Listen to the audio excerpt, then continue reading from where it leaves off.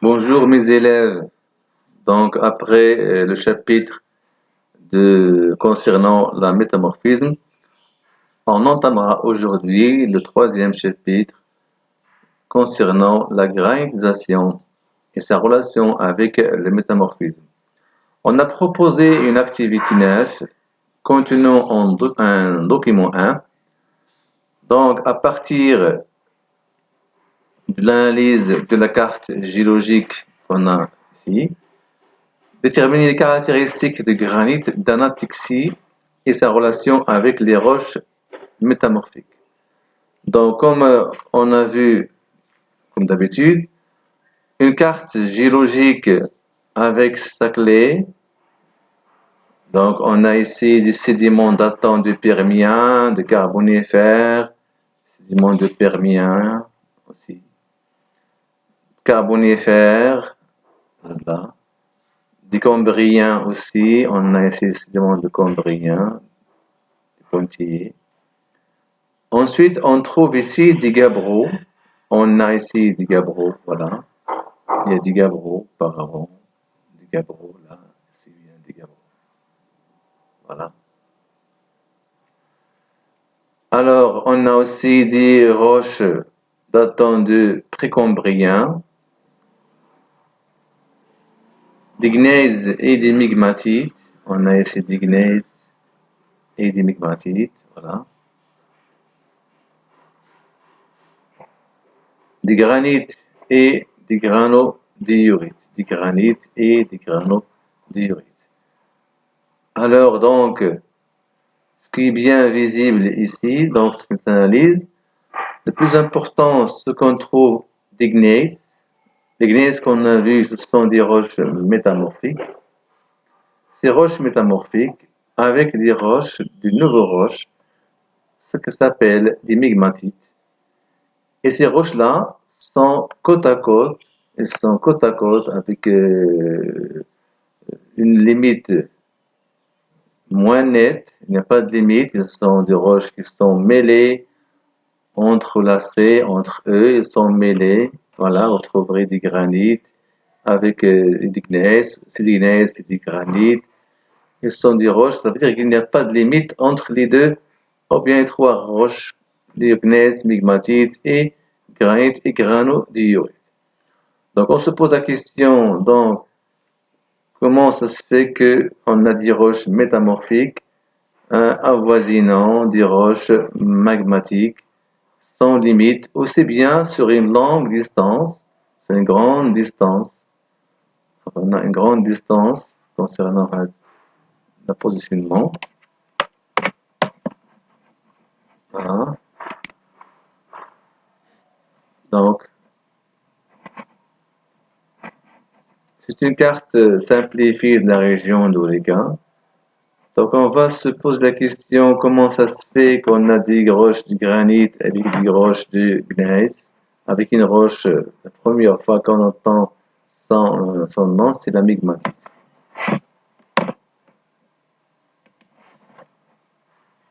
Pour être sur les conditions qui ont amené l'existence de trois roches, on va proposer un document 2 qui constituera une analyse, une étude des trois roches au niveau structure, au niveau composition minéralogique, et on a déterminé en classe ces deux propriétés de chaque roche.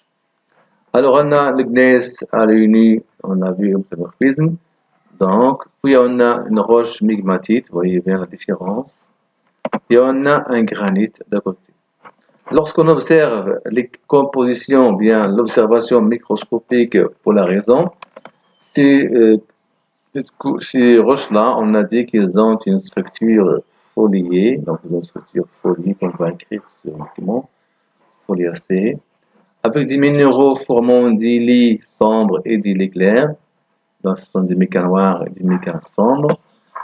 Alors, le plus important, c'est que la migmatite, cette roche-là, on va trouver un mélange de structures. Ça veut dire on va trouver une structure qui est foliée, rappelant la structure du gneiss, et une structure grenue, rappelant la structure du du granit, avec les mêmes minéraux, simplement avec une disposition différente. Donc, on va écrire dans cette case-là, on a une foliacée plus grenue, et là, on a une structure totalement grenue. L'état physique de la roche pendant sa formation, on a vu que la métamorphose se fait dans l'état solide, donc on va écrire ici solide. Là, on a une partie solide plus une partie qui se forme après la fusion, donc on a solide plus liquide. Le granit aussi, il est issu d'une fusion, donc on a des magmas liquides, on va écrire liquide. Donc, ce qu'on remarque que la migmatite est une roche de transition entre le gneiss et le granit. Ça veut dire que le gneiss, sous l'effet des températures et des pressions plus encore élevées, dans les régions de collision, où il y a accentuation des deux facteurs, le gneiss va subir une fusion qu'on a appelé une fusion partielle. Ça veut dire qu'il y aura apparition des premières gouttes de liquide. Ces premières gouttes de liquide peuvent rester attachées au gneiss et formeront une partie du granit qui est attachée au gneiss, donc on appelle une migmatite. Si le gneiss a subi totalement une fusion, on a une fusion 100%, on aura la roche du granit. Voilà.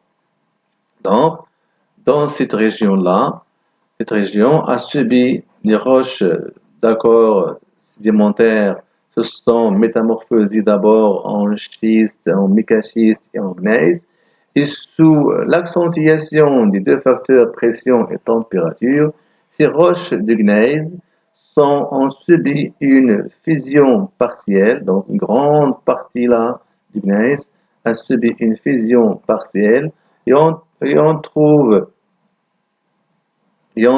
donc ces gneiss mêlés avec des granites formant des migmatites. Mais alentour de la grande distance, une grande ampleur, on a formation des granites. Ces granites-là sont issus d'une fusion totale du gneiss. D'accord. On passe alors à une sorte d'exercice, à une forme d'exercice qui est simple. Donc, on inclut un exercice par lequel on va voir le devenir d'un magma granitique selon la température et la pression. Le graphique 1 représente la courbe de solidification qui exprime la frontière. Donc, il y a une frontière qui exprime la frontière entre l'état liquide et l'état solide. L'état liquide et l'état solide du magma granitique. C'est un magma granitique selon la pression et la température. Alors, la première question qu'on a vu, comment varie la température de solidification, du granit en fonction de la pression. Vous voyez que cette température, la température de solidification diminue en fonction de l'élévation, de l'augmentation de la pression. Donc, la température de solidification diminue, on voit qu'il diminue en fonction de l'élévation de la température. Si on se pose un magma granitique, pression 3700 atmosphères et en température 500 degrés, donc on se place ici, dans cette région, et on va descendre jusqu'à 300 atmosphères. Donc on a un point. Ce point-là, on demande une question, déterminer la pression et la profondeur à laquelle ce magma se solidifie, sachant que sa température n'a pas changé. Donc, ce point-ci, donc on aura un point ici. Qu'est-ce qu'on va faire? On va monter sans changement de température jusqu'à atteindre la courbe de solidification et on notera un petit trait qu'on va projeter sur la pression et sur la profondeur. Donc à peu près 6, et à peu près ici 1600 ou bien 1800 atmosphères. Dans des cas exceptionnels, le magma granitique atteint la surface pour donner après sa solidification une roche appelée rhyolite. Donc pour que le magma granitique atteigne la surface, ici, donc pour subir un refroidissement rapide, il nous faut que le magma ait encore conservé une température supérieure au bas, presque 1000 degrés C, pour atteindre la surface. Donc, on a cette question sur l'indication. On va déterminer la température minimale nécessaire pour le magma granitique atteint la surface. Déduire la structure de la roche de rhyolite, il y a ici une faute RH. Donc, la structure qu'on a, c'est un refroidissement rapide, donc il est microlithique. Utilisez ces données et vos connaissances pour expliquer l'affleurement des blocs granitiques dans les régions de formation des montagnes. Donc, les régions de formation des montagnes où on a une collision entre croûte continentale et croûte continentale, on aura différentes déformations tectoniques dans le chevauchement menant à l'élévation des structures rocheuses et l'enracinement en profondeur. Ce qui fait que les conditions de température et pression vont changer. Sous les grands effets, sous les grandes températures en profondeur jusqu'à 10 à 9 km en profondeur, des roches se métamorphisent, donnant du gneiss. Ce gneiss va, sous les grands effets de température, va subir une fusion partielle. Cette fusion partielle donnera des premières gouttes de liquide qui donneront, s'il se solidifie avec le gneiss formant des migmatites. Mais lorsqu'il y a une fusion totale de ce gneiss, on aura un magma. Ce magma a deux itinéraires, soit qu'il se solidifie à côté des roches initiales, formant un grand étendue granitique, une grande surface qu'on appelle un granit anatique. Mais certains magmas peuvent se faufiler, peuvent remonter par les fissures de la croûte, entraînant un granit après solidification qu'on appellera un granit intrusif. Donc, les granites intrusifs, par exemple, ici, on a un granit intrusif. Vous voyez bien que ce granit, sur le peloton magma en refroidissement, ce magma-là va se refroidir et il y aura ce qu'on appelle une auréole métamorphique. Ça veut dire que les roches encaissantes vont subir une différenciation de température allant de massif jusqu'à l'extérieur. Les roches les plus proches du massif vont subir une grande température, moins on s'éloigne, moins la température diminue. Donc on aura ici ce qu'on appelle des isogrades, ça veut dire des régions où on a une température différente. Le tout forme une auréole qu'on appelle une auréole de contact. Ça veut dire que ces roches sédimentaires vont subir un métamorphisme qu'on a vu sur seulement le seul facteur qui est la température, formant ici donc un métamorphisme thermique ou bien un métamorphisme de contact. Ici, en document, ça paraît ce qu'on a vu pour le granit, ce qu'on appelle un granit anatictique. Le granit intrusif, vous voyez, c'est un granit, et vous voyez que les couches sédimentaires, les roches qui l'entourent, ont bien limites, il y a 10 limites nettes, il n'y a pas d'incarnation, il n'y a pas de mélange. Donc, on aura ici une nette limite entre les roches enquissantes et aussi sur une surface qui est faible, n'est pas vaste comme le granit d'un atictique. D'accord?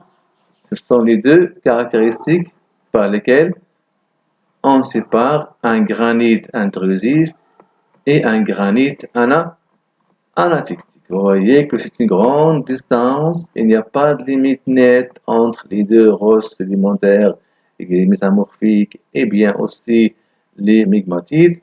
Et on a entre relation, on a un mélange du granit et de migmatite et de gneiss. Ici, le granit intrusif, non, lui, c'est un peloton. Ses frontières sont nettes avec les roches avoisinantes, avec une surface qui ne dépasse pas les 4 à 8 km. Voilà.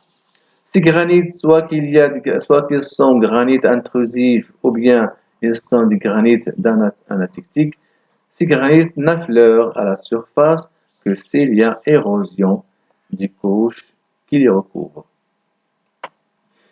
Comme schéma récapitulatif entre relation métamorphisme et granitisme, on a un schéma ou bien une coupe imaginaire donnant une idée que la région a subi des fortes contraintes, des fortes pressions tectoniques menant à des plis.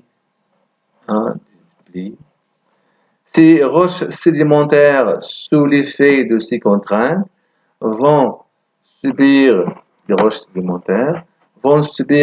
la métamorphisation, le métamorphisme, pour donner des gneiss. Des gneiss se forment des couches aussi.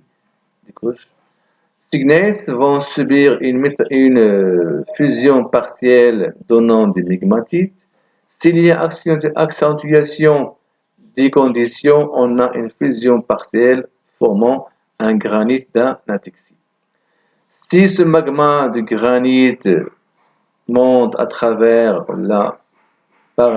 en creusant par sa température du filon de granit, ici, on aura un granit intrusif avec une nette auréole de métamorphisme de contact. Voilà, c'est un schéma récapitulatif donnant la relation entre le métamorphisme et la granitisation. Et on a terminé l'unité de la géologie. Et merci.